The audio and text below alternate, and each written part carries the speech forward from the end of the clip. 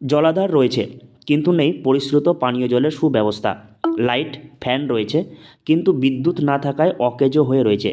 অস্বাস্থ্যকর পরিবেশের মধ্যেই রয়েছে অঙ্গনওয়াড়ি কেন্দ্র। স্থানীয়রা বাধ্য হয়ে সেখানে নিজেদের শিশুদের পাঠান। আবার অঙ্গনওয়াড়ি কেন্দ্রের কর্মীও নাকি মাঝে মধ্যে বিভিন্ন অজুহাতে খোলেন না সেন্টার। কখনো চাল ডাল না থাকার অভিযোগ, আবার কখনো নিজের অফিসের কাজ রয়েছে এমনই দাবি তুলে বন্ধ রাখেন সেন্টার।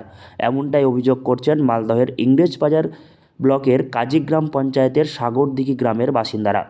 ওই তো সেন্টার এসে দেখছি স্কুল খোলা নাই, এখান থেকে ঘুরে ঘুরে যাচ্ছে বাচ্চাগুলা। আগে থেকে কিছু বলা ছিল না, আগে থেকে কিছুই বলা ছিল না। এরকম কি প্রায় হয়?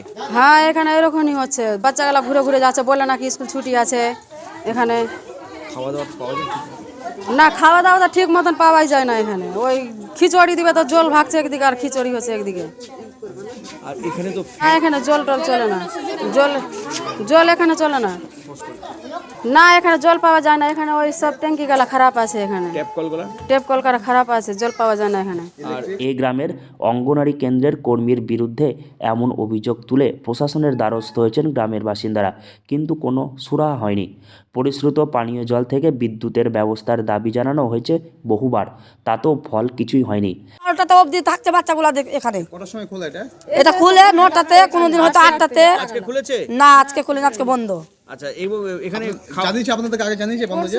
না, বলে না। এসে জানতে পারলেন? হ্যাঁ, এখান থেকে বাচ্চাগুলো ঘুরে যাচ্ছে, তখন আমরা জানতে পাই, না তো এছাড়া জানতে পাওয়া যায় না। বন্ধ কেন, কি বলছে? বন্ধ কেন বলছে? চাল নাই কি ডাল নাই, বা জল নাই, গ্যাস নাই, এইসব কথা বলছে। মাঝে মধ্যে বন্ধ থাকে।